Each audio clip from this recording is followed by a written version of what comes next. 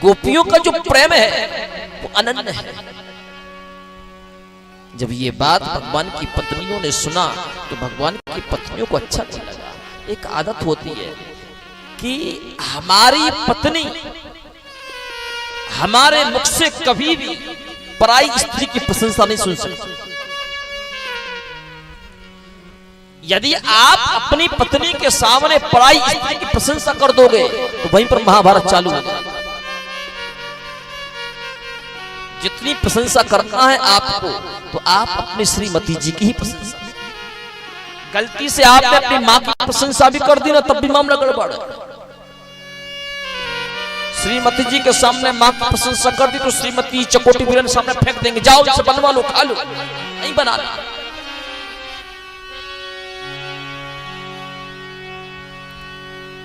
हमारे हाथ के बने हुए भोजन की तो एक दिन भी प्रशंसा नहीं करी, और माँ यदि एक दिन बनाकर खिला दे तो माँ के भोजन की गाथा गाते रहते। उठाया बेचनी माई, नहीं खिलाऊंगा, खाओ माँ के हाथ।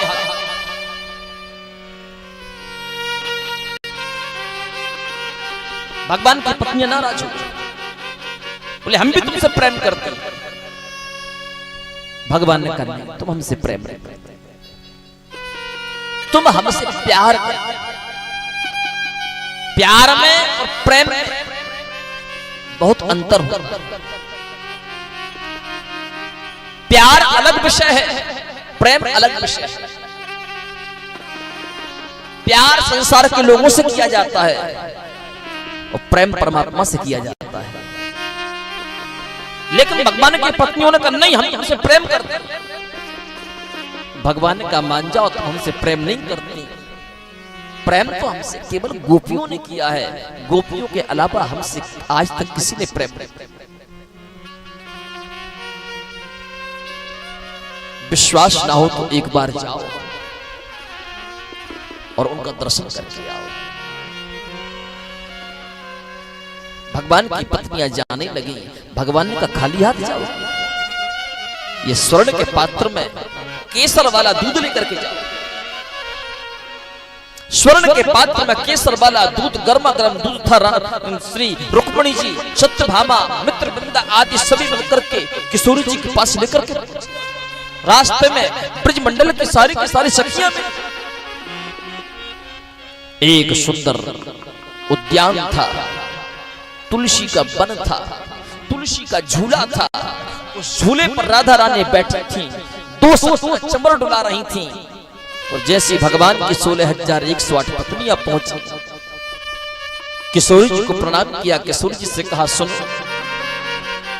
हम द्वारिकाधीश की धर्म पत्नी हैं, आपका दर्शन करने के लिए आई हैं और उन्होंने भेंट में ये केसर वाला दूध भेजा है। जैसे ही श्याम सुंदर के नाम का भेंट दूध के विषय में राधा रानी ने सुना, सावधान, अपनी सुध भूल गई, दौड़ी दौड़ी आई, रुक्मिणी जी के हाथ से दूध का पात्र छीन लिया। राधा रानी ने ना तो ये देखा कि दूध गर्म है, ना ये देखा कि दूध ठंडा है। कृष्ण का नाम जिससे जुड़ जाए, ब्रज की गोपियां कहती वो हमारा। एक ही श्वास में सारे के सारे दूध पी गए। वहां पर भगवान श्री कृष्ण शयन कर रहे थे। राधा रानी ने यहां पर गर्म दूध पिया। गर्म दूध के गिलास को राधा रानी ने हाथों से पकड़ा। वहां पर भगवान श्री कृष्ण के हाथों में छाले पड़ गए। जिन ओठों से राधा रानी ने गर्मा गर्म दूध पिया था, यहां पर श्री कृष्ण के ओठों में छाले पड़ गए।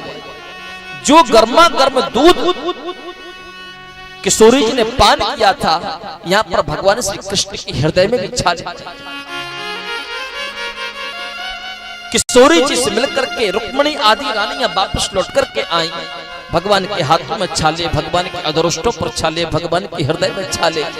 भगवान की पत्नियां कहने लगी कि हमने तुमसे कितनी बार कहा था कि इतनी कड़कती हुई धूप में घर से बाहर मत निकलना, लेकिन तुम भी एक जगह बैठकर नहीं रह सकते। भगवान कहते हैं सच कह रहा हूं, मैं कहीं नहीं गया, मैं यहीं पर बैठ करके आपका इंतजार कर रहा था। रुक्मिणी जी ने कहा अपने हाथों में छाले, ओठों में छाले, हृदय पर छाले, ये सब क्या है? भगवान कहते हैं तुम सच सच बताओ, तुमने जो राधा रानी को दुग्धपान कराया था वो दूध गर्म था या ठंडा था? रुक्मिणी जी ने जब ये सुना तो रुक्मिणी जी कहने लगी दूध तो बहुत गर्म था, और आपका नाम सुनते ही किशोरी जी ने उस दूध के पात्र को हमसे छीन लिया और एक श्वास में ही पी गई। भगवान ने कहा यही तो प्रेम है। दूध उन्होंने पिया लेकिन छाले हमारे हाथों में पड़े, छाले हमारे अधरोष्ठों पर पड़े, छाले हमारे हृदय में पड़े। तुम्हारा प्यार है, उनका प्रेम है। भगवान की पत्नियों ने कहा कि नहीं, संभव नहीं, हम भी तुमसे बहुत प्रेम करते हैं। भगवान ने कहा वक्त आने पर हम तुमको इसका जवाब, अब तुम ऐसे तो नहीं मानोगी लेकिन समय आने पर हम आपको जवाब जरूर देंगे। भगवान द्वारिका, एक दिन की बात है, सुबह सुबह भगवान की आंख, भगवान जोर जोर से रोने। रुक्मिणी आदि रानियां दौड़ी दौड़ी आई, क्यों रो रहे हो, क्या हो गया? भगवान बोले हमारे पेट में बहुत दर्द है, हमारे पेट में बहुत दर्द है, किसी वैद्य को बुलाओ, किसी चिकित्सक को बुलाओ, कोई औषधि लेकर के आओ। रुक्मिणी जी ने बड़े बड़े वैद्यों को बुलाया, बड़े बड़े चिकित्सकों को बुलाया, भगवान की चिकित्सा कराई, पर भगवान की चिकित्सा होने के पश्चात भी उनको कोई फायदा नहीं पड़ा। रोते रोते शाम हो गई। भगवान कहते रुक्मिणी प्राण निकलने वाले हैं, पेट बहुत दर्द कर रहा है, जल्दी से जल्दी कोई औषधि का प्रबंध करो। देश देशांतर के कोने कोने छान दिए, ऐसा कोई वैद्य नहीं बचा, ऐसा कोई चिकित्सक नहीं बचा जिसने आकर के ठाकुर जी की चिकित्सा ना की। 15 दिन हो गए, 15 रात हो गए, सारी की सारी द्वारिका में शोक छा गया कि दुनिया के कष्टों का हरण करने वाला आज कष्ट में रो रहा है, कष्ट में पड़ा हुआ है। रुक्मिणी जी रोते रोते आई। रुक्मिणी जी ने कहा प्रभु, ये पहली बार आपका पेट दर्द हो रहा है या इसके पहले भी कभी हुआ होगा? यदि इसके पहले कभी आपका पेट दर्द हुआ हो तो आपने कौन सी औषधि खाई थी? उस औषधि का नाम आप हमको बता दो। दुनिया के किसी भी कोने में वो औषधि मिलेगी, मैं ढूंढ करके लेकर के आऊंगी, पर मैं आपको रोते हुए नहीं देख सकती। उस औषधि का नाम बता दो। भगवान ने कहा रुक्मिणी, एक बार मेरा पेट दर्द और हुआ था, पर मुझे अपने भक्तों ने अपने चरणों की धूल उठा करके दे दी थी और मैंने उस चरणों की धूल का सेवन किया था, मैं स्वस्थ हो गया था। तुम यदि अपने चरणों की धूल उठा करके हमको दे दो तो मेरे शरीर की, मेरे पेट की जो पीड़ा है ये बिल्कुल दूर हो जाएगी। रुक्मिणी जी कहने लगी सुनो, हम अपने चरणों की धूल आपको देकर के हम नरक में नहीं जाना चाहेंगे, हम अपने चरणों की धूल आपको देंगे, हमको नरक मिलेगा। ये औषधि छोड़कर के कुछ और बता दो, हम उसका प्रबंध कर देंगे। भगवान ने कहा इसके अलावा कोई और शायद हो सकता कोई दे दे, इससे पूछ लो। रुक्मिणी संपूर्ण द्वारिका में अपने अपने चरणों की धूल मांगने के लिए पहुंची, पर किसी ने भी अपने चरणों की धूल द्वारिकानाथ को नहीं दी। उद्धव से कहा उद्धव, दुनिया के किसी भी कोने में जाकर के देखो, शायद कोई अपने चरणों की धूल उठा करके दे दे, मैं स्वस्थ हो जाऊं। उद्धव भी देश देशांतर के कोने कोने में पहुंचे, पर किसी ने भी चरणों की धूल उठा करके नहीं दी। अंत में भगवान ने उद्धव से कहा उद्धव, तुम एक बार वृंदावन जाओ, शायद हो सकता है कि वृंदावन की गोपी अपने चरणों की धूल उठा करके दे दे। उद्धव सीधा वृंदावन पहुंचे। ब्रजमंडल की सारी गोपियां ज्ञान गुदड़ी में बैठी हैं, कृष्ण की प्रेम वेदना में तड़प रही हैं, बिलख रही हैं। लेकिन जैसी उद्धव को आते हुए देखा, गोपियां खड़ी हो गई। उद्धव शायद कोई संदेशा लेकर के आया है, कोई कृष्ण का समाचार लेकर के आया है। लेकिन जैसे गोपियों ने उद्धव की आंखों में आंसू देखे, गोपियों ने पूछा क्या हुआ? क्यों रो रहे हो? हमारा श्याम सुंदर तो ठीक है ना? उद्धव ने कहा क्या बताओ, 1 महीना हो गया, कृष्ण के पेट में बहुत दर्द है। गोपियां कहने लगी 1 महीना हो गया, कृष्ण के पेट में दर्द है और तुम 1 महीने के बाद हमारे पास आ रहे हो, तुमने कोई चिकित्सा नहीं कराई, किसी वैद्य को नहीं बुलाया? उद्धव ने कहा ऐसी कोई चिकित्सा नहीं बची जो हमने ना कराई हो। गोपियों ने कहा उद्धव हमारे लायक बता दो, हमको क्या करना, समय बर्बाद मत करो, जल्दी बताओ। उद्धव ने कहा कि द्वारिकानाथ ने कहा है कि जो अपने चरणों की धूल उठा करके दे देगा, हम उस चरणों की धूल का सेवन कर लेंगे, हम स्वस्थ।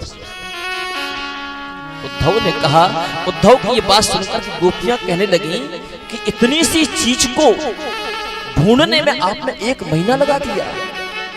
अरे जिस दिन उनका पेट दर्द हुआ था उसी दिन क्यों नहीं आ गए? तो सारी गोपियों ने अपने अपने चीर फाड़ दिए, अपने अपने चरणों की धूल उठाई, एक एक पोटली बांधी।